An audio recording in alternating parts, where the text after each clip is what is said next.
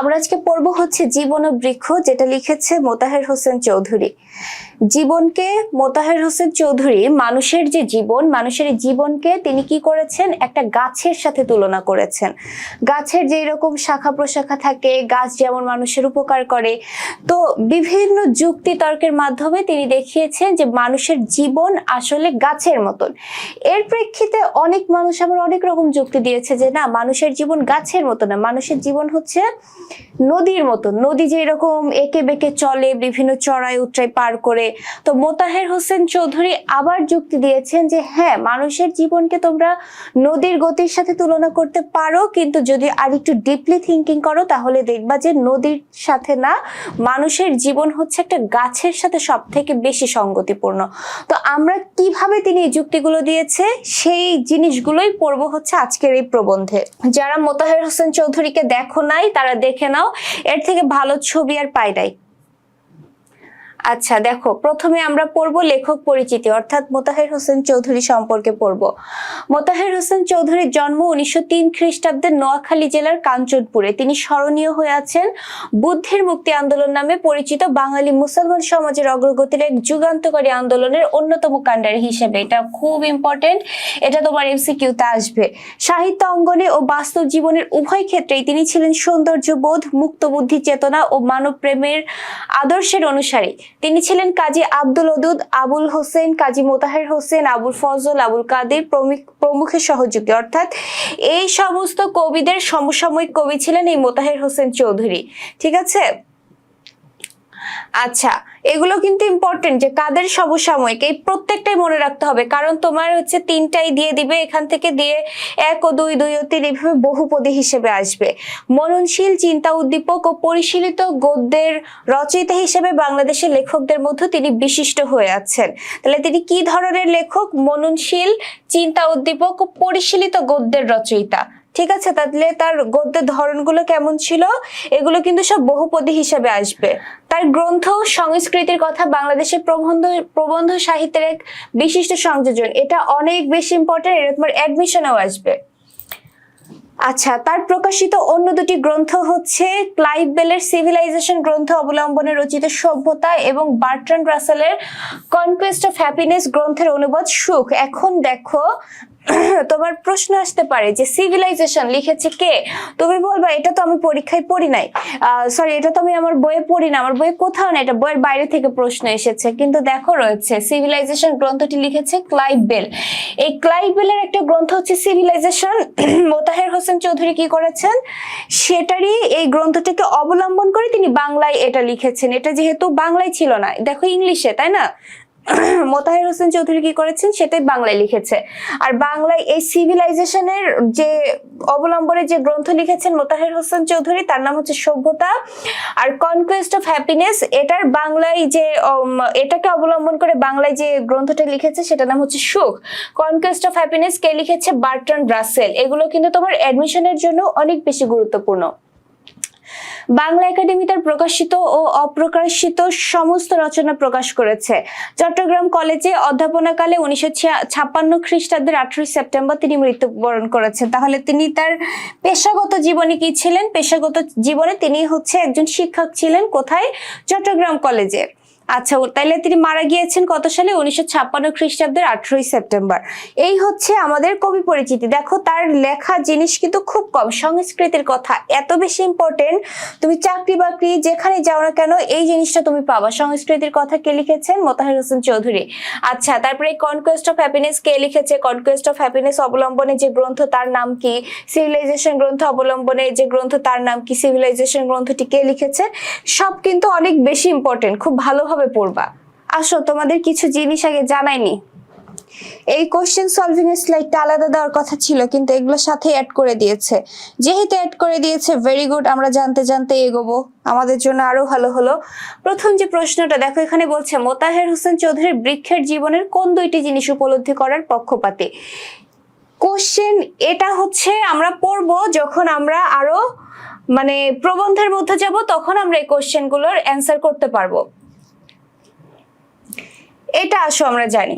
বলছে বুদ্ধের মুক্তি আন্দোলন কিসের প্রতিনিধিত্ব করে? কিসের প্রতিনিধিত্ব করে বলো তো? আমরা এই যে প্রথম দিকে যে পড়লাম না, প্রথম দিকে আমরা যে পড়েছি যে মোতাহের হোসেন চৌধুরী বুদ্ধির মুক্তি আন্দোলনের সাথে খুব ভালোভাবে সম্পৃক্ত ছিল, তো এই বুদ্ধির মুক্তির আন্দোলনটা আসলে কিসের প্রতিনিধিত্ব করে, সেটা হচ্ছে বাঙালি মুসলমান সমাজের অগ্রগতি। ঠিক আছে, বাঙালি মুসলমান সমাজের যে অগ্রগতি সেই বিষয়ক একটা শীর্ষক একটা আন্দোলন হচ্ছে বুদ্ধির মুক্তি আন্দোলন। এরপরে বলছে মোতাহের হোসেন চৌধুরী কোথায় জন্মগ্রহণ করে। মোতাহের হোসেন চৌধুরী জন্মগ্রহণ করেছে কাঞ্চনপুরে, এটা আমরা প্রথমেই দেখেছি। সংস্কৃতির কথা গ্রন্থটির রচয়িতা কে? সংস্কৃতির কথা গ্রন্থটির রচয়িতা হচ্ছে কে? কে লিখেছে বলো? মোতাহের হোসেন চৌধুরী, যেহেতু তার লেখায় আমরা পড়ছি। সাহিত্য অঙ্গনে ও বাস্তব জীবনে মোতাহের হোসেন চৌধুরীর মধ্যে কোন বিষয়টি প্রতিফলিত হয়েছে? সাহিত্য জীবনে ও বাস্তব জীবনে মোতাহের হোসেন চৌধুরীর মধ্যে কোন বিষয়টি প্রতিফলিত হয়েছে? সেটা হচ্ছে মুক্ত বুদ্ধি চেতনা, যেটার আলোকে তিনি কিন্তু সম্পৃক্ত ছিলেন বুদ্ধির মুক্তি আন্দোলনের সাথে। বুদ্ধির মুক্তি আন্দোলনটা কি? বুদ্ধির মুক্তি আন্দোলনটা হচ্ছে বাঙালি মুসলমান সমাজের অগ্রগতি শীর্ষক একটা বিষয়। আচ্ছা দেখো, এরপরে আমরা এবার প্রবন্ধের মধ্যে চলে আসি। সমাজের কাজ কেবল টিকে থাকার সুবিধা দেওয়া নয়, মানুষকে বড় করে তোলা, বিকশিত জীবনের জন্য মানুষের জীবনে আগ্রহ জাগিয়ে দেওয়া।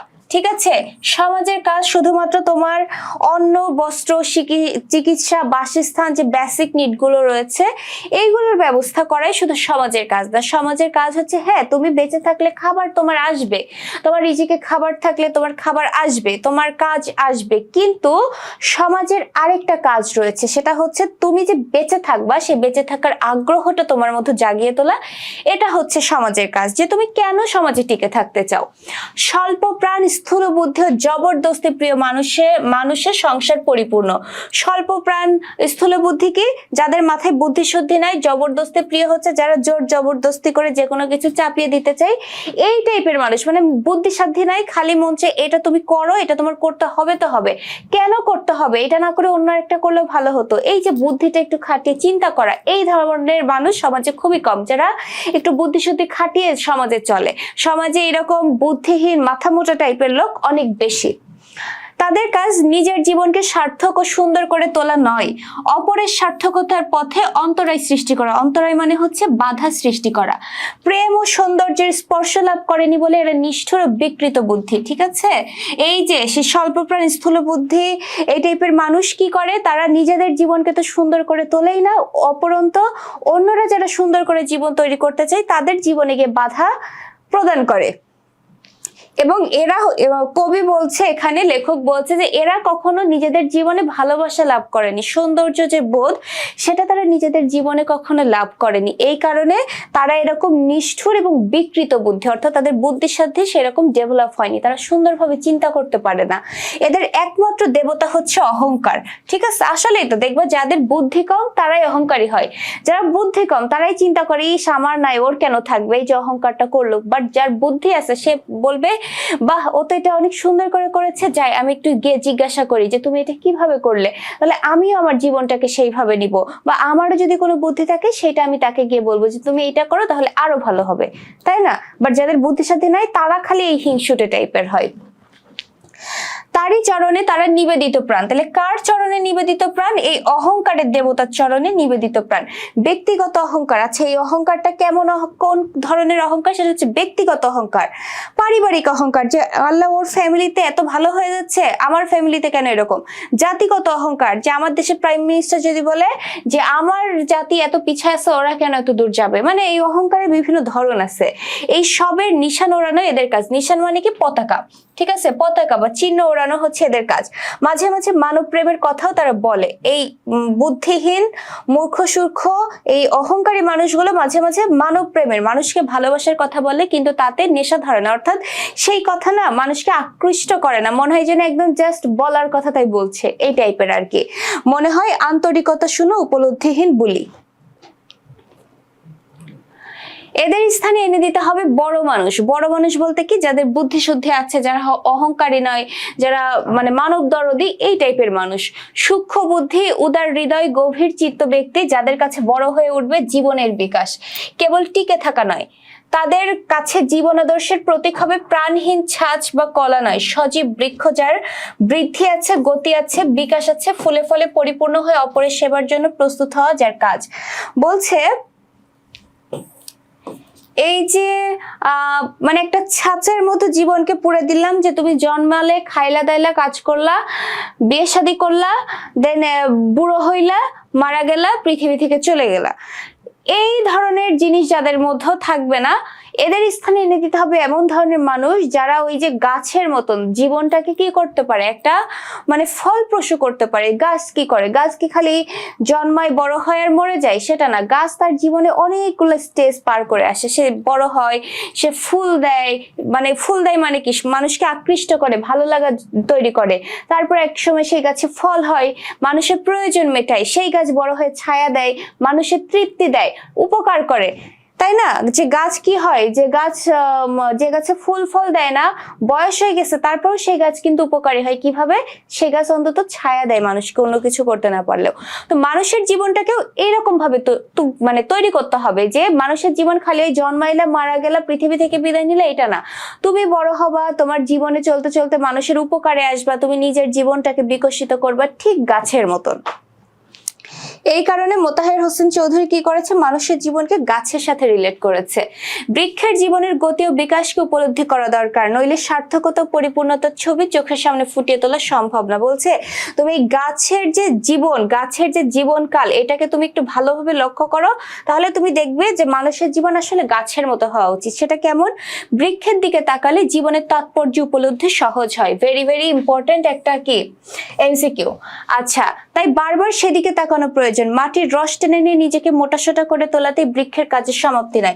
বৃক্ষ কি শুধুমাত্র শেকড়ের সাহায্যে মাটি থেকে পানি নিয়ে বড় হওয়া, এটাই কি খালি বৃক্ষের কাজ? এছাড়া কি বৃক্ষ আর কিছু করে না? করে। কি করে? তাকে ফুল ফোটাতে হয়, ফল ধরাতে হয়, নইলে তার জীবন অসম্পূর্ণ থেকে যায়। ঠিক আছে? তাই না হলে তার জীবন কি থেকে অসম্পূর্ণ থাকে। তাই বৃক্ষকে সার্থকতার প্রতীক হিসেবে গ্রহণ করার প্রয়োজনীয়তা রয়েছে। সজীবতা ও সার্থকতার এমন জীবন্ত দৃষ্টান্ত আর নাই। ঠিক আছে? তাহলে বৃক্ষের জীবনের দৃষ্টান্ত কি? সজীবতা আর সার্থকতা। সজীবতা কি? সে বড় হচ্ছে, তার নিজের মধ্যে যে দেখো মাটি থেকে যে রস টেনে নিচ্ছে, এক্ষেত্রেও কিন্তু গাছকে অনেক পরিশ্রম করতে হয়। শেকড়ের সাহায্যে পানি টেনে নিচ্ছে। আবার গাছ কি করে? নিজের খাদ্য নিজে তৈরি করে। আমরা জানি কি, সূর্যের আলো হচ্ছে পাতার যে ক্লোরোফিল, সেটার সাহায্যে সে শোষণ করে নিচ্ছে, তারপরে সে শর্করা জাতীয় খাদ্য তৈরি করছে। আমরা তো এগুলো পড়ে এসেছি। তাহলে দেখো, তার নিজের খাবার তৈরি করার জন্য তার নিজের মধ্যে কত ধরনের স্ট্রাগল করতে হয়। দেন সেই স্ট্রাগল করার সাথে খাবার খেয়ে বসে থাকলে সেই গাছকে আমরা সার্থক বলি না। সেই গাছকে আবার ফুল ফোটাতে হয়, ফল ধরাতে হয়, বড় হতে হয়, মানুষকে ছায়া দিতে হয়, মানুষের উপকারে আসতে হয়, তবে একটা গাছকে সার্থক আমরা বলতে পারি। তো মানুষের জীবনও এইরকম হওয়া চাই যে মানুষ হবে অপরের কল্যাণের জন্য। আচ্ছা, অবশ্য রবীন্দ্রনাথ অন্য কথা বলেছেন। আমাদের যে বিশ্বকবি রবীন্দ্রনাথ ঠাকুর আবার এখানে অন্য কথা বলেছে। সেটা কি? ফুলের ফোঁটা নদীর গতির সঙ্গে তুলনা করে তিনি নদীর গতির মধ্যেই মনুষ্যত্বের সাদৃশ্য দেখতে পেয়েছেন। ঠিক আছে? এই যে মোতাহের হোসেন চৌধুরী বলছে যে গাছের যে ফুল ফোটানো, ফল ধরানো, এইটার সাথে মানুষের জীবন রিলেটেড। বাট রবীন্দ্রনাথ ঠাকুর বলছে যে না, ফুল ফোটার সাথে ঠিক না, এই যে নদীর যে বয়ে চলা, এটার সাথে মানুষের জীবন বেশি সঙ্গতিপূর্ণ। সেটা কিভাবে? তার মনে মনুষ্যত্বের বেদনা নদীর গতিতে উপলব্ধ হয়, ফুলের ফোঁটাই নয়। ফুলের ফোঁটা সহজ, নদীর গতি সহজ নয়, তাকে অনেক বাধা ডিঙানোয় দুঃখ পেতে হয়। কিন্তু ফুলের ফোঁটার দিকে না তাকিয়ে বৃক্ষের ফুল ফোটানোর দিকে তাকালে বোধহয় রবীন্দ্রনাথ ভালো করতেন। তপবন প্রেমিক মানে কি? বৃক্ষ প্রেমিক, গাছগাছালি প্রেমী। এই গাছগাছালি প্রেমিক রবীন্দ্রনাথ কেন যেটা করলেন না, বোঝা মুশকিল। আচ্ছা, এখানে রবীন্দ্রনাথ ঠাকুর বলছে যে ফুল যে ফোটা, একটা ফুল খুব সহজে ফোটে। ঠিক আছে? একটা ফুল ফোটা অনেক সহজ, কিন্তু একটা নদীর গতিপথ অনেক কঠিন। সেটা কেমন? একটা নদী দেখো এঁকে বেঁকে চলছে, সে তার স্রোতের দ্বারা নদীর গতিপথ কিন্তু বেঁকে চলছে। কেন? এই যে আশপাশের যে মাটি, এগুলোকে ক্ষয় করে তো সে এগিয়ে যাচ্ছে, তাই না? নদী কেন আঁকা বাঁকা হয় বলতো? মনে করো নদী এরকম কেন হয়? নদী কেন স্ট্রেট হয় না? সেটা হয় না কেন? নদীর আশপাশে অনেক বসতি থাকে, অনেক জিনিসপত্র থাকে। তো যাই হোক, এই নদীর পানি বাধা পেয়ে যেইখানে ক্ষয় করে সেইখানে নদী প্রসারিত হয়, যেই দিকে আবার এইদিকে বেঁকে যায় নদী এইদিকে সংকুচিত হয়, আবার এই জায়গায় দেখা যায় মাটি নরম থাকে, ক্ষয় হয়ে যায়, এই কারণে নদীগুলো বাঁকা হয়, বুঝছো? তো কবি বলছে, রবীন্দ্রনাথ ঠাকুর বলছে যে নদী যে এত স্ট্রাগল করে তার জীবনের চলার পথ তৈরি করে, মানুষও তো সেই রকম যে স্ট্রাগল করে মানুষের চলার পথ তৈরি করে। আর মোতাহার হোসেন চৌধুরী বলছে যে রবীন্দ্রনাথ ঠাকুর তো এখানেই ভুলটা করেছে, তিনি ওই ফুল ফোটা সহজ এইদিকে তো তাকানো উচিত ছিল না, তার তাকানো উচিত ছিল যে গাছ কিভাবে ফুল ফোটায় এই দিকে, ফুলের দিকে তিনি তাকাতে না করছেন, তিনি তাকাইতে বলেছেন গাছের দিকে, যে সে তার জীবনে কতটা স্ট্রাগল করে তার জীবনকে কি সম্পূর্ণ করেছে, গাছ কিভাবে ফুল ফোটাচ্ছে এই দিকে তাকাতে বলেছে। বোঝা গেল? আচ্ছা, এরপরে দেখো বলছে, জানি বলা হবে নদীর গতিতে মনুষ্যত্বের দুঃখ যতটা স্পষ্ট হয়ে ওঠে, বৃক্ষের ফুল ফোটানো তত স্পষ্ট হয়ে ওঠে না, তাই কবি নদীকেই মনুষ্যত্বের প্রতীক করতে চেয়েছে। তাহলে এখানে যদি তোমার একটা প্রশ্ন আসে যে রবীন্দ্রনাথ ঠাকুর কেন নদীকেই মনুষ্যত্বের প্রতীক করতে চেয়েছে, দেখো একদম ক্লিয়ার অ্যান্সার দেওয়া আছে এখানে, তোমার কিন্তু এটা না পারার কোনো কারণ নাই, ঠিক আছে? একদম জ্ঞানমূলক প্রশ্নে যদি আসে যে রবীন্দ্রনাথ ঠাকুর কেন নদীর গতির সাথে মানুষের তুলনা করেছে, এখান থেকে এই পর্যন্ত খুব সুন্দর করে লিখে দিবা।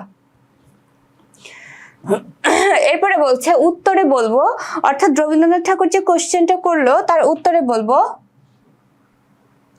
কিন্তু এর পরের লাইনটার মিনিং কি, মানে কোন পরের লাইনটা বলো। আমি তো মনে হয় না কোনো কিছু স্কিপ করছি, তারপরেও যদি তোমার মনে হয় মানে স্কিপ করে যাই কিছু, লাইনটা ধরে বলো। আচ্ছা দেখো বলছে উত্তরে বলবো, চর্মচক্ষুকে বর্ণনা করে কল্পনা ও অনুভূতির চক্ষুকে বড় করে তুললে বৃক্ষের বেদনাও সহজে উপলব্ধি করা যায়। চর্মচক্ষু কি? চামড়ার যে চোখ, ঠিক আছে, এইটাকে বর্ণনা করে, অর্থাৎ চামড়ার চোখ বলতে কি আমরা যে দেখছি, শুধু এই দেখা জিনিসটাকে আমরা বিশ্বাস করব না, আমরা যেটা দেখছি সেটার ভেতরটা আমরা অনুভব করব যে আচ্ছা এই যে এই জিনিসটা হচ্ছে এটা কিভাবে হচ্ছে। আমরা দেখছি নদী এঁকে বেঁকে চলছে, কত কষ্ট হচ্ছে, আমরা চাক্ষুষ দেখতে পাচ্ছি, বাট একটা গাছ যে কোন প্রক্রিয়ায় ফুল ফোটাচ্ছে ওটা তো আমরা দেখতে পাচ্ছি না, এই কারণে আমাদেরকে মনে হচ্ছে যে ফুল ফোটানো মনে হয় সহজ, আর নদী এঁকে বেঁকে চলছে কত কষ্ট করে না জানি চলছে, তাই না, ওইটা হচ্ছে কঠিন। তো এইখানে মোতাহার হোসেন চৌধুরী বলছে যে এই জন্য বলছে যে শুধুমাত্র দেখা জিনিসকে বিশ্বাস করো না, তুমি একটা জিনিসকে ভেতরে অনুভব করো, ঠিক আছে, সেটা কেমন।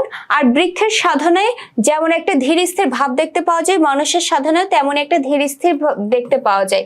আর এটাই হওয়া উচিত নয় কি, অনবরত ধেয়ে চলা মানুষের সাধনা হওয়া উচিত নয়, যাকে বলা হয় গোপন ও নীরব সাধনা, তা বৃক্ষের অভিব্যক্ত, নদীতে নয়।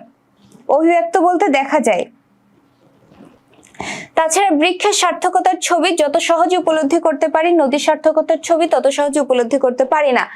এখানে কি বোঝাচ্ছে দেখো, এখানে বলছে যে নদী বয়ে চলছে, তোমরা কি কেউ বলতে পারবা এই নদীটা শেষ কোথায়, এই নদীটা কোথা থেকে শুরু হয়েছে, আমরা কেউ জানি না, তাই না? আমরা খালি দেখি নদী বয়েই চলছে। মানুষের জীবন কি এমন? মানুষের জীবন তো এমন না, মানুষের জীবনে একটা নির্দিষ্ট জায়গা থেকে শুরু হয়েছে, মানুষের জীবন আবার একটা জায়গায় গিয়ে শেষও হয়েছে। এখন তোমরা বলবা হ্যাঁ নদীর তো শেষ আছে, নদী তো সর্বশেষ গিয়ে সাগরে পতিত হয়। তোমরা কি কেউ দেখেছো কোন জায়গাটায় গিয়ে সাগরে পতিত হচ্ছে? তাহলে দেখো নদী কি করলো, নিজেকে বিলিয়ে দিল কিন্তু সাগরের কাছে। তাহলে নদীর কি কোনো কিছু প্রাপ্তি হলো? বরং যদি সাগর এসে নদীতে পড়তো তাহলে না তুমি বলতে যে না সাগর এসে নদীতে পড়ছে তার প্রাপ্তি হয়েছে। নদীর কিন্তু কোনো প্রাপ্তি নাই, নদী বরং আরো নিজেকে উজাড় করে দিল সাগরের কাছে। বাট মানুষের জীবন তো শুধু উজাড় করে দিলেই হবে না, মানুষের জীবনে তো কিছু প্রাপ্তিও থাকতে হবে, নাহলে তুমি কেন এত কিছু করছো? এই কারণে মোতাহার হোসেন চৌধুরী বলছে যে না, নদীর গতির সাথে না, গাছের ফুল ফোটানোর দিকে তাকাও, তাহলেই মনুষ্যত্বকে ভালোভাবে বোঝা যাবে। কিন্তু ফুল ফোটার দিকে এটা বোঝাইলাম না, এটা তো আমি বললামই। আচ্ছা আমি আবার বলি, ফুল ফোটার দিকে কেন তাকাতে বলেছেন? রবীন্দ্রনাথ ঠাকুর ভালো করতেন, কেন ভালো করতেন? ফুল ফোটার দিকে তাকালে সেটা হচ্ছে বলছে যে নদী তো শুধুমাত্র ক্রমাগত বয়েই চলে, তার চলার পথ অনেক সে তৈরি করে নিচ্ছে কষ্ট করে। দেখো আমি এই কথাগুলো কিন্তু বলেছি, তুমি মনে করে দেখো, আমি আবারও ওগুলোই তোমাকে বলছি। নদী ক্রমাগত বয়ে চলছে এবং নদী তার চলার পথ তৈরি করে নিচ্ছে, সে চলতেই আছে, ঠিক আছে, কিন্তু নদীর প্রাপ্তিটা কোথায় এটাকে আমরা সহজে দেখতে পাই না। বরং এই যে এখন যে কথাটা বললাম যে নদীর কি আছে, বরং নিজেকে নিজেকেই উজাড় করে দিতে পারে, নিজেকে সে নিঃশ্বাস করে দিচ্ছে কার কাছে? সাগরের কাছে। কিন্তু গাছের ফুল ফোটানোর দিকে তাকাও, গাছ কষ্ট করে কি করছে?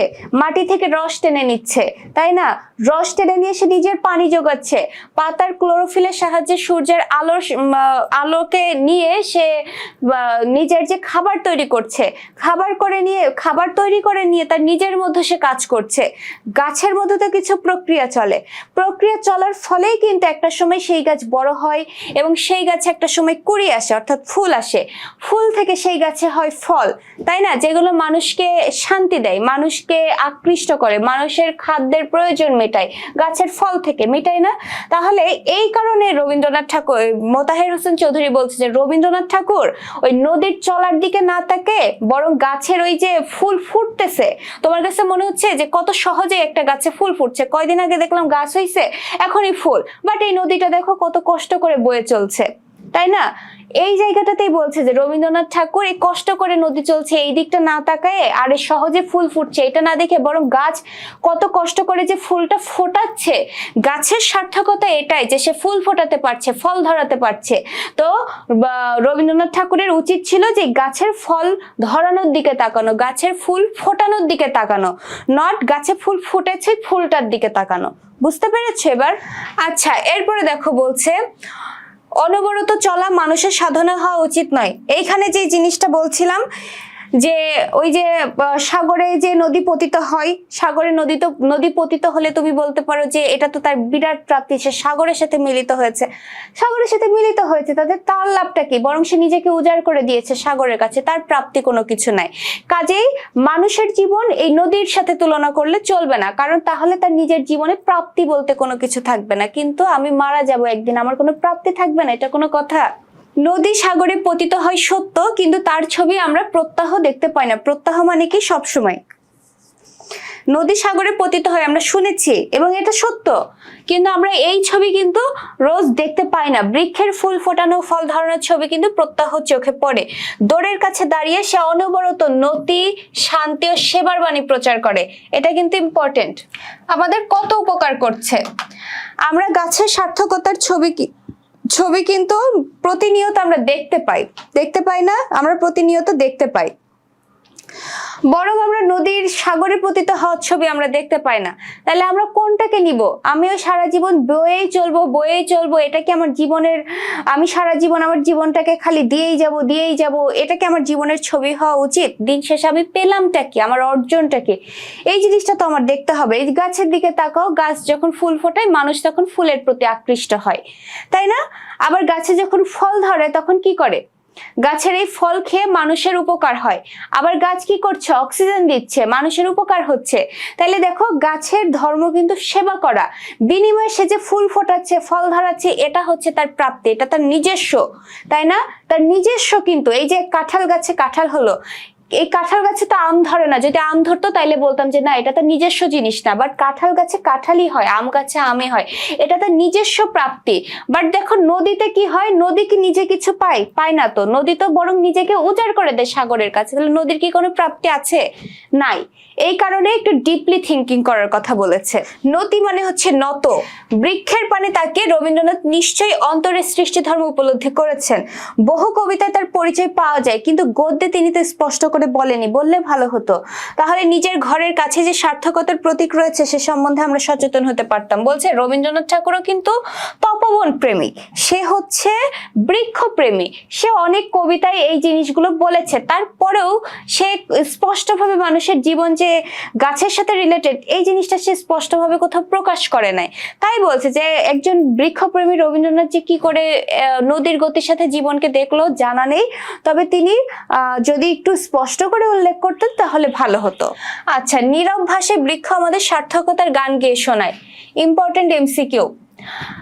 অনুভূতির কান দিয়ে সে গান শুনতে হবে না, তাহলে বুঝতে পারা যাবে জীবনের মানে কি। জীবনের মানে বৃদ্ধি, ধর্মের মানেও তাই। ঠিক আছে, জীবনের মানে বৃদ্ধি, আর ধর্মের মানেও কি তাই, তাই বলতে ধর্মের মানেও হচ্ছে বৃদ্ধি, অর্থাৎ নিজেকে বিকশিত করা। বৃদ্ধি বলতে এখানে বিকশিত করা। প্রকৃতির যে ধর্ম মানুষের সেই ধর্ম, পার্থক্য কেবল তরুলতা ও জীবজন্তুর বৃদ্ধির উপর তাদের নিজেদের কোনো হাত নেই, মানুষের বৃদ্ধির উপর তার নিজের হাত রয়েছে। এখন তুমি বলবো বৃদ্ধি, বৃদ্ধি বলতে কি বড় হওয়া, তাহলে কি মানুষের বড় হওয়ার উপরে মানুষের বড় হওয়ার উপরে নিজের হাত রয়েছে? সেইটা না, এইখানে হচ্ছে বৃদ্ধি বলতে বোঝাচ্ছে প্রসারিত। গাছ কতটুকু নিজেকে প্রসারিত করবে, বিকশিত করবে, এটা কিন্তু গাছের হাত নাই।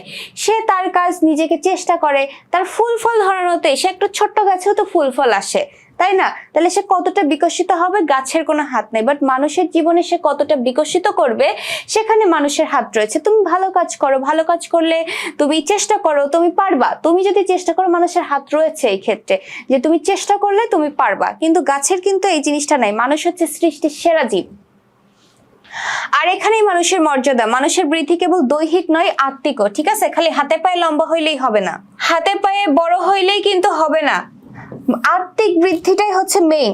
এই যে হাতে পায়ে বড় হলে কেমন হয় না, হাতে পায়ে বড় হলে একটা মানুষ অনেক লম্বা, কিন্তু তার মাথায় বুদ্ধিসাধ্য নাই, তার সামাজিক কোনো কাজে হস্তক্ষেপ নাই, কোনো কিছুই নাই, খালি হাতে পায়ে বড়। আর একজন দেখো, একটা মানুষ হচ্ছে অনেক শর্ট, বাট তার জীবনটা অনেক প্রসারিত, তার সাথে অনেক মানুষ এনগেজ। তাইলে এই কথাটাই বলছে, শুধু হাতে পায়ে নিজেকে বড় করে তুললেই হবে না, আত্মাকে প্রসারিত করতে হবে, মনকে প্রসারিত করতে হবে।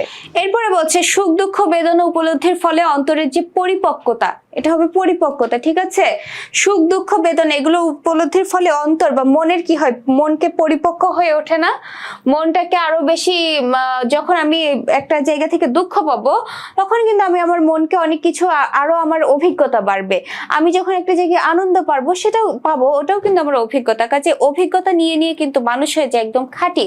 তো সেইটাই বলছে যে সুখ দুঃখ বেদনা উপলব্ধির ফলে অন্তরের যে পরিপক্কতা, তাই তো হলো আত্মা, এটাই হচ্ছে আত্মার প্রসারতা। এই আত্মারূপ ফল স্রষ্টার উপভোগ্য। ঠিক আছে, এই আত্মারূপ ফল, আত্মাকে বলছে ফল। গাছের যেরকম ফল রয়েছে, মানুষেরও ফল রয়েছে। সেটা কি? সেটা হচ্ছে মানুষের আত্মা হচ্ছে মানুষের ফল, মানুষের কর্মফল হচ্ছে মানুষের আত্মা। তার আত্মাটা কতটুকু পরিশুদ্ধ, এই পরিশুদ্ধ আত্মাই হচ্ছে স্রষ্টার উপভোগ্য। স্রষ্টা কিন্তু এই পরিপক্ক আত্মাটাকে চাই যে তুমি কত ভালো কাজ করেছো, তোমার জীবনটা কেমন প্রসারিত হয়েছে, তুমি কতটুকু লম্বা হয়েছো, কতটুকু খাটো হয়েছে, এটা কিন্তু স্রষ্টা চায় না, আত্মাকে। আচ্ছা, তাই মহাকবির মুখে শুনতে পাওয়া যায়। মহাকবি বলতে কাকে বোঝানো হয়েছে? আমাদের মহাকবিকে, মাইকেল মধুসূদন দত্ত। ঠিক আছে, মাইকেল মধুসূদন দত্তর মুখে শুনতে পাওয়া যায় রাইপনেস ইজ অল, পরিপক্কতাই সবকিছু। ঠিক আছে, বলছে রাইপনেস ইজ অল। তাহলে রাইপনেস ইজ অল এটা কে বলেছেন? মহাকবি। পরিপক্কতাই সব। আত্মাকে মধুর ও পুষ্ট করে গড়ে তুলতে হবে, নাইলে তা স্রষ্টার উপভোগের উপযুক্ত হবে না। ঠিক আছে, আত্মাকে অনেক বেশি পরিশুদ্ধ করতে হবে, না হলে কিন্তু মানুষের জীবনটা স্রষ্টার উপভোগ্য হবে না। বিচিত্র অভিজ্ঞতা, প্রচুর প্রেম ও গভীর অনুভূতি দ্বারা আত্মার পরিপুষ্টি ও মাধুর্য সম্পাদন সম্ভব। মাধুর্য কি? সম্পাদন মানে কি? অর্জন সম্ভব। মানুষের জীবনকে, আত্মাকে অনেক বেশি কি স্ট্রং করে তোলা, অনেক বেশি খাঁটি করে তোলা সম্ভব। তাই তাদের সাধনাই মানুষের শিক্ষার প্রধান বিষয়বস্তু। কাদের সাধনা? এই যে গাছের যে সাধনা, গাছের ভেতরে খালি ফুল যখন ফোটে তখন তুমি জানতে পারো, এর আগে কিন্তু তুমি জানো না গাছ কি ধরনের স্ট্রাগল করছে। মানুষের জীবনও এরকমই হওয়া উচিত। তোমার স্ট্রাগলটা কাউকে দেখানো উচিত না, কাউকে বলা উচিত না। যখন একটা জিনিস তুমি করবা, তখন মানুষ এমনিতেই বলবে। তোমার ভালো কাজগুলো মানুষের কাছে এমনিই পৌঁছে যাবে, তোমার বলে বলে বেড়ানোর দরকার নাই। আচ্ছা, বস্তু জিজ্ঞাসা তথা বিজ্ঞান কখনো শিক্ষার প্রধান বিষয়বস্তু হতে পারে না, কেননা তাতে আত্মার উন্নতি হয় না, জীবনবোধ মূল্যবোধের অন্তর পরিপূর্ণ হয় না, তা হয় সাহিত্য শিল্পকলার দ্বারা। তাই শিক্ষাক্ষেত্রে তাদের এত মূল্য। ঠিক আছে, শিক্ষাক্ষেত্রে তাদের এত মূল্য। কাদের এত মূল্য? সাহিত্য শিল্পকলা। বলছে বিজ্ঞান, তোমরা যারা সায়েন্স পড়ছো, মানে এগুলো হচ্ছে কবি লেখকদের ভাষা, বাট আমার কি, তোমরা আবার এইটাকে অনেক বেশি নিজেদের সাথে রিলেট করে নিও না, তাইলে কিন্তু আবার বিপদ। তোমাদের সবই পড়তে হবে, কারণ সবকিছুতে তোমাদের মার্কস পাইতে হবে। এখানে কবি বলছে যে তুমি যে বিজ্ঞান পড়ো, তুমি কি নিজে আবিষ্কার করো, একজন করছে, তুমি তাই সেটা জানো, কিন্তু শিল্প সাহিত্য এগুলো পড়ে তুমি তোমার মনটাকে আরো বিকশিত করতে পারো। যেমন ধরো আজকের এই গল্পটা পড়ার পরে তুমি এতদিন বুঝতা না কি করে একটা গাছের সাথে মানুষের জীবনকে কানেক্ট করা যায়, আজকে তুমি বুঝবা যে না, একটা গাছের সাথে মানুষকে খুব সুন্দর সুন্দরভাবে কানেক্ট করা যায়। এটাই বলছে যে এই শিল্প সাহিত্য পড়ে মানুষের জীবনকে অনেক বেশি বিকশিত করা সম্ভব। বলছে ওপরে যে বৃদ্ধির কথা বলা হলো, বৃক্ষের জীবন তার চমৎকার নিদর্শন। অর্থাৎ এতক্ষণ মানুষের যে বৃদ্ধির কথা বলা হয়েছে, অর্থাৎ মানুষের জীবনকে প্রসারণের কথা বলা হয়েছে, এই বৃদ্ধির কথা হলো তা বৃক্ষের জীবনে চমৎকার ভাবে নিদর্শন। অর্থাৎ এই যে দেখো গাছের মধ্যে কেন এই নিদর্শন আমরা দেখতে পাই, বৃক্ষের অঙ্কুরিত হওয়া থেকে ফলবান হওয়া পর্যন্ত সেখানে কেবলই বৃদ্ধির ইতিহাস। তাহলে গাছেরও বৃদ্ধির ইতিহাস রয়েছে।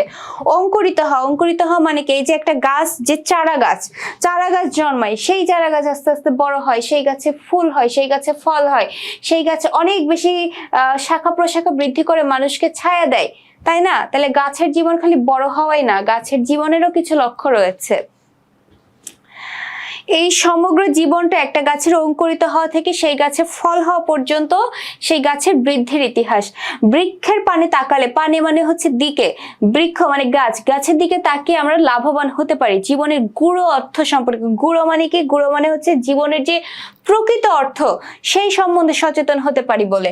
বৃক্ষ যে কেবল বৃদ্ধির ইশারা তা নয়, প্রশান্তিরও ইঙ্গিত। ঠিক আছে, বৃক্ষ কেবল বৃদ্ধির ইশারা তা না, প্রশান্তিরও ইঙ্গিত।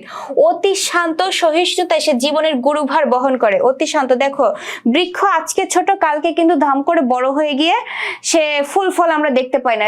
বৃক্ষর জীবনটা হচ্ছে একটা সাধনার, সে স্টেপ বাই স্টেপ আঁকায়, তাই না? একটা গাছে অঙ্কুর হয়, কোথাও তুমি একটা বীজ ফেললা, সেইখান থেকে একটা কি হলো, একটা অঙ্কুর বের হলো, সেইখান থেকে সেটাকে তুমি মাটিতে পুঁতে দিলা, সেখানে একটা গাছ তৈরি হলো, চারা গাছ।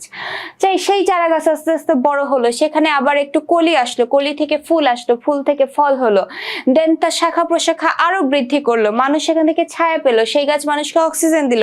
এগুলো কি রাতারাতি দেখতে পাওয়া যায়? পাওয়া যায় না, এগুলো একটা লং টাইম প্রসেস, এগুলো ধীর স্থির ভাবে। তো মানুষের জীবনে এমন হওয়া উচিত। সফলতা একদিনে পাওয়া যায় না, আজকে এটা চাইছি কালকে এটা হয়ে যাবে, এরকম হয় না। সফলতার জন্য এরকম ধীর স্থির ভাবে কাজ করতে হয়। এই কারণে বলছে যে তোমরা গাছের দিকে তাকাও, তাহলে বুঝতে পারবে। শুধু গাছের দিকে তাকালেই হবে না, গাছের যে ধর্ম সেটাকে তুমি মনের মধ্যে ধারণ করো, অন্তর্চক্ষু দ্বারা দেখো, চর্মচক্ষু দিয়ে না, অন্তরের চক্ষু দিয়ে দেখো। এবার আসো, অনেকক্ষণ অনেক কিছু পড়লাম, আমরা একটু কোশ্চেন দেখি এবার। বলো, জীবন ও বৃক্ষ প্রবন্ধে কোন বৃদ্ধি মানুষকে অন্য প্রাণী থেকে আলাদা করেছে? হ্যাঁ, এটার অ্যান্সার হবে হচ্ছে আত্মিক। জীবন ও বৃক্ষ প্রবন্ধে এই যে আত্মিক বৃদ্ধি মানুষকে অন্য প্রাণী থেকে আলাদা করে রেখেছে। আচ্ছা, এই 2 নাম্বার বলো অ্যান্সার। জীবন ও বৃক্ষ প্রবন্ধে স্রষ্টার উপভোগ্য কি? আচ্ছা, তোমরা এখনো পর্যন্ত যারা অ্যান্সার করেছো, তোমরা অ্যান্সার করছো হচ্ছে 2 এর ঘ বা 2 এর হচ্ছে ডি। হ্যাঁ, আত্মারূপ ফল, আত্মারূপ ফল হচ্ছে স্রষ্টার উপভোগ্য বস্তু। আচ্ছা, এরপরে বলছে 3 নাম্বার, গোপন ও নীরব সাধনা কার মধ্যে অভিব্যক্ত? গোপন ও নীরব সাধনা কার মধ্যে অভিব্যক্ত?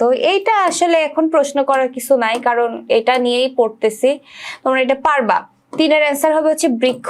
ঠিক আছে, গোপন ও নীরব সাধনা বৃক্ষের মধ্যে। এতক্ষণ ধরে খালি এই বৃক্ষের গোপন সাধনাই বোঝাচ্ছি। আচ্ছা, 4 নাম্বার দেখো, বলছে জীবন ও বৃক্ষ প্রবন্ধে সজীবতা সার্থকতা জীবন্ত দৃষ্টান্ত হিসেবে উল্লেখ রয়েছে। জীবন ও বৃক্ষ প্রবন্ধে সজীবতা ও সার্থকতার জীবন্ত দৃষ্টান্ত হচ্ছে বৃক্ষ। এগুলো কিন্তু একদম ইজি, তোমরা এগুলো পারবা বলে আমি অ্যান্সার নিচ্ছি না, মানে একদম খুব সিলি কোশ্চেন। দেখো, এগুলোই আসছে বিভিন্ন বোর্ডে, এই কারণে কিন্তু আমি তোমাদের অ্যান্সার নিচ্ছি না। তোমরা আবার বললো না আপু আমাদের অ্যান্সার নিচ্ছে না, এটা একদমই বোঝাই যাচ্ছে কি অ্যান্সার হবে, বুঝছো? এই জন্য আমি আর টাইম ওয়েস্ট করছি না। দেখো, আমরা এবার হচ্ছে একটু শব্দার্থের দিকে যাই। শব্দার্থ হচ্ছে স্থূল বুদ্ধি। তোমাদের প্রশ্ন ছিল আপু স্থূল বুদ্ধি কি? স্থূল বুদ্ধি বুঝি না। স্থূল বুদ্ধি হচ্ছে সূক্ষ্ম বিচার বুদ্ধিহীন, অগভীর জ্ঞান সম্পন্ন, অর্থাৎ যার বুদ্ধি একটু কম, এক কথায়। ঠিক আছে, যার বুদ্ধি সাধ্য একটু কম। এটা কিন্তু আমি তোমাদের বোঝানোর জন্য বলি, বাট তোমার যদি মানে জ্ঞানমূলক প্রশ্ন আসে স্থূল বুদ্ধিকে, তুমি যেন আবার লিখো না বুদ্ধি সাধ্য একটু কম, তুমি এই বইয়ের ভাষায় লিখো। ঠিক আছে, আমি তোমাদের বোঝানোর জন্য বিভিন্ন বিষয় বলি, তোমরা আবার যেন সেইটাই লিখে দিয়ে এসো না। এরপরে বলছে জবরদস্তি প্রিয়, মানে কি গায়ের জোরে কাজ হাসিলে তৎপর, অর্থাৎ আছে না এরকম যে জোর করে আমি বলছি এটা করতে হবে তো এটাই করতে হবে, এই টাইপের মানুষ, বিচার বিবেচনাহীন। আচ্ছা, বিকৃত বুদ্ধি হচ্ছে বুদ্ধির বিকার ঘটেছে এমন, যথাযথ চিন্তা চেতনাহীন, ওই একই, যার বুদ্ধিশক্তি কম, যে ভেবে চিন্তা কাজ করতে পারে না। এদের প্রধান দেবতা অহংকার, একটা লাইন ছিল না এদের প্রধান দেবতা অহংকার, এটা বলতে কি বোঝানো হয়েছে, সেটা হচ্ছে যথাযথ বিচার বিবেচনা ও চিন্তা চেতনাহীন লোকের গর্বে এতটাই উদ্ধত হয়ে থাকে যে মনে হয় যেন অহংকারই তাদের প্রধান দেবতা। ঠিক আছে, ওই যে বুদ্ধি নাই বলেই কিন্তু এরা অহংকারী হয়ে ওঠে। যার বুদ্ধি আছে সে কখনো অহংকার করে না। যখনই তুমি দেখবা তোমার মনের মধ্যে অহংকার আসতেছে, তুমি একদম শিওর থাকবা তোমার বুদ্ধির সাথে লোপ পাইছে, এই কারণে তোমার মনে অহংকার জন্ম নিছে। এরপরে বলছে বুলি, বুলি বলতে এখানে গদ বাঁধা কথা হিসেবে ব্যবহৃত, যথাযথ অর্থ বহন করে না এমন কথা যা অভ্যাসের বশে বলা হয়ে থাকে।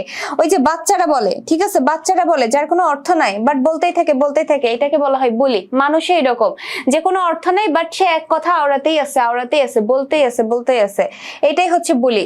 মনুষ্যত্ব মানবোচিত সদ্গুণাবলী, ঠিক আছে, মানবোচিত মানুষের যে সৎ গুণাবলী সেইগুলো, মানুষের বিশেষ গুণ বা বৈশিষ্ট্য। তপবন প্রেমিক রবীন্দ্রনাথ, প্রাচীন ভারতীয় ঋষিদের মতে রবীন্দ্রনাথ ছিলেন অরণ্য বৃক্ষ প্রেমিক। তার অনেক কবিতায় বৃক্ষের বন্দনে স্পষ্ট, বৃক্ষের বন্দনে কি বৃক্ষের জয়গান, অর্থাৎ সে গাছকে অনেক বেশি প্রায়োরিটি দিয়েছে। তপবন বলতে বোঝায় অরণ্য বা ঋষির আশ্রম, ঠিক আছে, অরণ্য ঋষির আশ্রম। মুনি ঋষিরা তপস্যা করেন এমন বন, অর্থাৎ একদম গহীন বন, ঘন বন জঙ্গল, যেখানে মানুষের আনাগোনা নাই, সেইখানেই কিন্তু ঋষিরা ধ্যান করে, ঠিক আছে। আচ্ছা, অনুভূতি চক্ষু বলতে মনের চোখ, ইন্দ্রিয়ের সাহায্যে অনুভূতি বা উপলব্ধির ক্ষমতা, সংবেদনশীলতা, এক কথায় অর্থাৎ মানুষের মন থেকে কোনো কিছু দেখা, মন থেকে কোনো কিছু অনুভব করা, ফিল করা, সেটাই হচ্ছে অনুভূতির চক্ষু। নতি মানে হচ্ছে অবনত ভাব, বিনয় বা নম্রতা, ঠিক আছে, বিনয় বা নম্রতা বা নত যেটা আমরা বোঝাই, ঠিক আছে, এই জিনিসটা। দেখো তুমি বৃক্ষকে একটা ডাল কেটে দিচ্ছ, সেই ডাল বিনিময়ে কি বৃক্ষ তোমার সাথে কোনো প্রতিশোধ দিচ্ছে যে না তুমি আমার ডাল কেটে দিছো আমি আর তোমার ফল দিব না? এরকম কি হয় যে তুমি বেকায়দা কাটলে সে স্ট্রাগল কিন্তু করে বেঁচে থাকার জন্য, যখন একান্তই পারে না তখন সে মারা যায়, কিন্তু এর মানে তোমার কোনো ক্ষতি করতে সে যায় না, ঠিক আছে, যে তুমি আমার ডাল কেটে দিছো আমি অক্সিজেন দিব না, আমি এবার কার্বন ডাই অক্সাইড বিলানো শুরু করবো, এরকম কি হয়? হয় না। গাছ হচ্ছে নত, এর মধ্যে একটা শান্তির বাণী রয়েছে। সেটা কেমন? সেটা হচ্ছে তুমি একটা ডাল কেটে দিলা, সে স্ট্রাগল করছে বেঁচে থাকার জন্য, যখন পারলো না তখন মারা গেল, আর আদারওয়াইজ যদি পেরে যায় সেই ডাল থেকে আবার আরেকটা ডাল কিন্তু তৈরি হয়ে যায়, ঠিক আছে। এই কারণেই বলছে যে আমরা এই গাছ থেকে নত, শান্তি, এই জিনিসগুলো নিতে পারি। এরপরে বলছে বৃক্ষের প্রাপ্তি ও দান, বৃক্ষের অর্জন হচ্ছে তার ফুল আর ফল, ঠিক আছে, বৃক্ষের অর্জন কি? ফুল আর ফল, এগুলো সে অন্যের হাতে তুলে দেয়, ফলে বৃক্ষ যুগপৎ প্রাপ্তি ও দানের আদর্শ। যুগপৎ মানে কি? সমসাময়িক ভাবে যদি তুমি চিন্তা করো তাহলে দেখবা বৃক্ষের থেকে উদার আর কোনো কিছু নাই। সে তার ফল ফুল, গাছ কি বলে আমি আমার ফল ফুল ধরাইছি আমি তোমাদেরকে দিব না, সে ফল ফুল ধরাই অন্যের জন্য। এরপরে বলছে সৃষ্টি ধর্ম, সৃষ্টি বা সৃজনের বৈশিষ্ট্য, সৃজন মানেও হলো সৃষ্টি, আত্মিক মানে মনোজাগতিক, দৈহিক নয় এমন, পরিপক্কতা হচ্ছে সুপরিণতিজাত বা পরিপূর্ণ বিকাশ সাধন। বস্তু জিজ্ঞাসা মানে কি? বস্তু জগতের রহস্য উন্মোচনে অন্বেষা, মানে কি? রহস্য উন্মোচনের যে চেষ্টা, বস্তু জগৎ সম্পর্কে জানার যে আগ্রহ। আচ্ছা, গূঢ় অর্থ মানে কি? প্রচ্ছন্ন গভীর তাৎপর্য বা প্রকৃত যে অর্থ সেটা। এরপরে দেখো পাঠ পরিচিতি পড়বো আমরা, আসো। বলছে মোতাহের হোসেন চৌধুরীর জীবন ও বৃক্ষ প্রবন্ধটি তার সংস্কৃতির কথা প্রবন্ধ থেকে সংকলিত হয়েছে। এই যে দেখো সংস্কৃতি কথার যে বইটার যে কভার পেজ সেটা হচ্ছে এইরকম, ঠিক আছে, এই যে বইটা হচ্ছে এইরকম। সংস্কৃতির কথা কার লেখা? মোতাহের হোসেন চৌধুরীর, আমাদের জীবন বৃক্ষ সংস্কৃতির কথা থেকে নেওয়া। আচ্ছা, বলছে পরার্থে আত্মনিবেদিত সুকৃতিময়, পরার্থে মানে কি? পরের জন্য, অন্যের জন্য নিজেকে নিবেদিত, সুকৃতিময় মানে সুস্থ বিবেক বুদ্ধি সম্পন্ন এবং সার্থক বিবেক বোধ সম্পন্ন মানব জীবনের মহত্তম প্রত্যাশা, মানে কি? একটা মহৎ প্রত্যাশা, মহৎ চেষ্টা থেকে লেখক মানুষের জীবন কাঠামোকে তুলে ধরেছেন বৃক্ষের সঙ্গে। তিনি দেখিয়েছেন বৃক্ষের বিকাশ, পরিপূর্ণতা, সার্থকতার পেছনে রয়েছে তার নীরব সাধনা। বৃক্ষ যেমন করে ফুলে ফলে পরিপূর্ণতা পায় আর সে সব অন্যকে দান করে সার্থকতার উজ্জ্বল দৃষ্টান্ত হয়ে ওঠে, মানব জীবনের সার্থকতার জন্য তার নিজের সাধনাও তেমনই হওয়া উচিত। ঠিক আছে, মানব জীবনের সার্থকতার জন্য মানুষের জীবনের সাধনাও এরকমই হওয়া উচিত। কেন এরকম হওয়া উচিত আমরা প্রবন্ধে যখন পড়েছি এর মধ্যেই আমরা পড়েছি। আচ্ছা, তাহলে স্বার্থপর, অহংকারী, বিবেকহীন, নিষ্ঠুর, জবরদস্তি প্রবণ মানুষের জায়গায় দেখা দেবে প্রেমে, সৌন্দর্যের সেবায় বিকশিত বিবেকবান পরিপূর্ণ সার্থক মানুষ। এই সেম জিনিসগুলো আমরা প্রবন্ধের মধ্যে পড়েছি বলে কিন্তু আমি আবার আলাদা করে বোঝাচ্ছি না। দেখো, এখন আমরা ফাইনালি কিছু কোশ্চেন সলভ করি। সেটা হচ্ছে জীবন ও বৃক্ষ প্রবন্ধের উৎস কি, মানে উৎস গ্রন্থ কি? জীবন ও বৃক্ষ প্রবন্ধের উৎস গ্রন্থ কি? 1 নম্বরে অ্যান্সার করো। আচ্ছা, বলছো তোমরা 1-এর ক বা এ, সংস্কৃতির কথা। হ্যাঁ, জীবন ও বৃক্ষ প্রবন্ধের উৎস গ্রন্থ হচ্ছে সংস্কৃতির কথা। 2 নম্বর বলছে জীবন ও বৃক্ষ কোন ধরনের রচনা? ছোট গল্প, প্রবন্ধ, উপন্যাস, নাটক। জীবন ও বৃক্ষ কোন ধরনের রচনা? 2-এর অ্যান্সার করো। 2-এর হাসিব ছাড়া সবাই বলছে হচ্ছে প্রবন্ধ। 3 নম্বর বলছে মোতাহের হোসেন চৌধুরী মানুষের জীবন কাঠামোকে কিসের সঙ্গে তুলনা করেছে? এই অ্যান্সারটা তোমাদের থেকে নিলাম না, ঠিক আছে, কারণ এটা হচ্ছে একদমই ইজি, মানে কোর কনসেপ্ট বলা যেতে পারে এটা, যে মোতাহের হোসেন চৌধুরী মানুষের জীবন কাঠামোকে বৃক্ষের সাথে তুলনা করেছে। তোমরা 4 নাম্বার অ্যান্সার করো। জীবন ও বৃক্ষ প্রবন্ধে লেখক মানুষের কোন দিকটির প্রতি গুরুত্ব দিয়েছে? আচ্ছা, 4-এর অ্যান্সার বলছো তোমরা। 4-এর খ, এখনো পর্যন্ত যারা 4-এর খ বিকাশ সাধনা। হ্যাঁ, 4-এর অ্যান্সার হবে খ। এই হচ্ছে আমাদের জীবন ও বৃক্ষ প্রবন্ধ। এখন শুনো, তোমাদেরকে কিছু কথা বলি। সেটা হচ্ছে আগামীকাল আমরা নতুন টপিক ধরবো। তোমরা কি বাংলা সেকেন্ড পেপার পড়তে চাও আগামী ক্লাসে?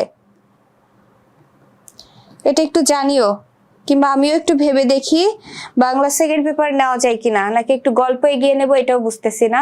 যাই হোক, কি বিষয়ে ক্লাস নিব এটা জানিয়ে দিব। আজকে যে টপিকটা আমরা পড়লাম জীবন ও বৃক্ষ, যেটা লিখেছে মোতাহের হোসেন চৌধুরী। মোতাহের হোসেন চৌধুরী মানুষকে, আমি পুরো সারমর্মটা তোমাদেরকে আরেকবার বলছি। মোতাহের হোসেন চৌধুরী মানুষের জীবনকে কানেক্ট করেছে গাছের সাথে। কেন গাছের সাথে কানেক্ট করলো? গাছের জীবনের একটা উদ্দেশ্য রয়েছে। গাছের জীবনের উদ্দেশ্যটা কি? সেটা হচ্ছে সেবার বাণী প্রচার করা, নতর বাণী প্রচার করা, শান্তির বাণী প্রচার করা। এবং গাছের জীবনের একটা ধীর স্থির ভাব রয়েছে, তার জীবনে একটা সাধনা রয়েছে। সাধনাটা কি? তার ফুল ফোটানো, ফল ধরানো, সৌন্দর্য বোধ সৃষ্টি করা। এগুলো হচ্ছে গাছের সেবা ধর্ম বা সৃষ্টি ধর্ম। মোতাহের হোসেন চৌধুরী বলছে মানুষের সৃষ্টি ধর্ম বা সেবা ধর্ম এরকমই হওয়া উচিত। তার মানে কি মানুষকে ফুল ফোটাতে হবে, ফল ধরাতে হবে, কাইন্ড অফ এরকম বলতে পারো। সেটা কি? মানুষের জীবনকে বিকশিত করতে হবে, তার আত্মাকে সব ভালো ভালো বিষয় অর্জন করিয়ে বিকশিত করতে হবে, জীবনকে বিকশিত করে তুলতে হবে, নিজের জীবনকে পরের উপকারের জন্য বিলিয়ে দিতে হবে। এর ফলে নিজেরও কিছু অর্জন থাকতে হবে। শুধু বিলিয়েই যাব তাহলে অর্জনটা কোথায়? এই যে দেখো, মানুষের জীবনের অর্জন রয়েছে। সেটা কি? আমি তোমার জন্য উপকার করছি, ধরো এই ক্লাসটা আমি তোমার জন্য নিচ্ছি, এটা আমার এক প্রকার সেবা, আমি তোমাদেরকে সেবা দিচ্ছি, আমার প্রাপ্তি আছে। সেটা কি? আমার ক্লাস হয় তোমাদের ভালো লাগছে, তোমরা খুব সুন্দরভাবে বুঝতে পেরেছো আজকের প্রবন্ধ, অথবা তোমরা এই আজকের ক্লাসটা ভালোভাবে বুঝতে পারো নাই।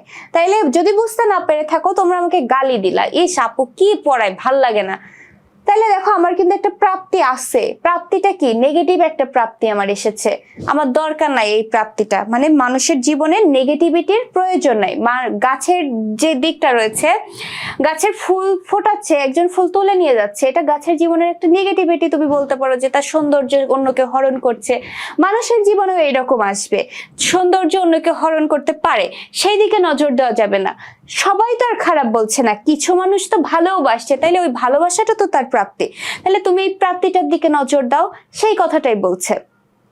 ঠিক আছে, এরপরে বলছে রবীন্দ্রনাথ ঠাকুর আবার মাঝখানে এসে অন্য আরেকটা কথা বলছে। যদিও রবীন্দ্রনাথ ঠাকুর বৃক্ষপ্রেমী, তারপরেও সে একটা কথা বলেছে কি, যে মানুষের জীবন গাছের সাথে না নদীর গতির সাথে বেশি রিলেটেড। এইখানে আবার মোতাহের হোসেন চৌধুরী বলছে কিভাবে নদীর গতির সাথে বেশি রিলেটেড। সেটা হচ্ছে রবীন্দ্রনাথ ঠাকুর বলতেছে যে নদীরও কিন্তু একটা সার্থকতা রয়েছে। সেটা কি? নদী এক সময় বয়ে চলতে চলতে সাগরে পতিত হয়, বিশাল মহাসমুদ্রে পতিত হয়, এটা তার জীবনের সার্থকতা। এই এইখানে মোতাহের হোসেন চৌধুরী বলছে যে না, এটা কখনোই তার জীবনের প্রাপ্তি হতে পারে না, বরং সে নিজেকে বিলিয়ে দিল সাগরের কাছে। তার নিজের তো কিছু প্রাপ্তি হলো না, সে নিজেকে উজাড় করে দিল আরেকজনের কাছে। বিনিময়ে সাগর তাকে কি দিল? একটা সময় তো নদী যখনই সাগরে গিয়ে পতিত হয় তখন আমরা আর কেউ সেটাকে নদী বলি না, সেটাকে আমরা সাগরই বলি। তাহলে তার তো নামটাও নেওয়া হয় না, তাহলে এটা তার কি করে প্রাপ্তি হলো? বরং একটা গাছের দিকে তুমি তাকাও, একটা গাছ অঙ্কুরিত হচ্ছে, সেইখান থেকে একটা চারা গাছ হচ্ছে, সেই চারা গাছ বড় হচ্ছে, সে তার নিজের মধ্যে বিভিন্ন ধরনের ক্রিয়া প্রতিক্রিয়া চলছে, বিভিন্ন প্রক্রিয়া, সে নিজের খাবার নিজে তৈরি করছে। তারপরে একটা সময় সে কি করছে, অনেক স্ট্রাগলের ফলে সে তার গাছে একটা কি কলি ধরাচ্ছে, সেইখান থেকে ফুল হচ্ছে, সেখান থেকে ফল হচ্ছে। এটাই হচ্ছে তার জীবনের প্রাপ্তি। ঠিক আছে, মানুষের জীবনে এরকম হওয়া উচিত। গাছ যে ফুল ফোটাচ্ছে তোমরা দেখতে পারো তো না, ভেতরে চলছে এই প্রক্রিয়া। মানুষের জীবনে হবে এমন যে তোমার স্ট্রাগলটা মানুষকে দেখানোর দরকার নেই, তোমার প্রাপ্তিটা মানুষ দেখুক, ভালোটা মানুষ দেখুক, খারাপটা থাক না তোমার। তাই বলছে যে গাছ যেরকম ধীর স্থির ভাবে রাতারাতি তোর ফুল ফল ধরে যায় না, অনেক একটা লং টাইম প্রসেসের মধ্যে দিয়ে তাকে যেতে হয়। সেটাই বলছে মানুষের জীবনও গাছের মতো হওয়া উচিত। তার জীবনও এরকম নীরব সাধনা থাকবে, সে নীরবে চেষ্টা করবে, দেন সে ভালো কোনো কিছু করবে। আর ভালো জিনিস এমনি মানুষকে আকৃষ্ট করে, সেটা তোমাকে জানানোর দরকার নেই। তো এই কারণে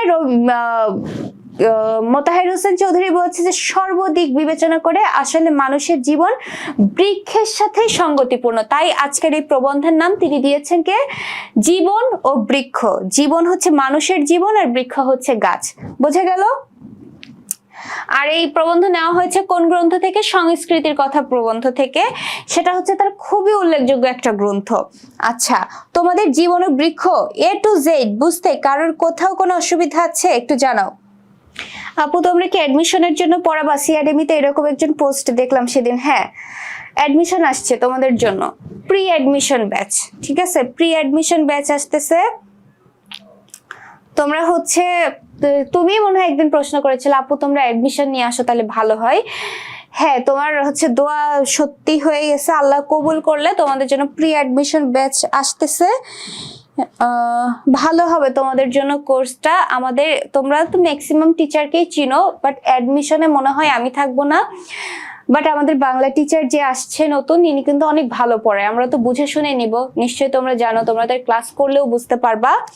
দেখো সঞ্জিদা বলছে হ্যাঁ আপু এটার জন্য আমি অনেক বেশি বেশি দোয়া করেছিলাম, আল্লাহ দোয়া কবুল করে নিয়েছে। তোমরা এই ইংলিশ হচ্ছে খালিদ ভাইয়ের কাছেই পড়তে পারবা, তোমাদের জিকে পড়াবে হচ্ছে তোমাদের তারেক ভাইয়া পড়াবে হলো জিকে, বাংলা পড়াবে হচ্ছে আরেকটা স্যার।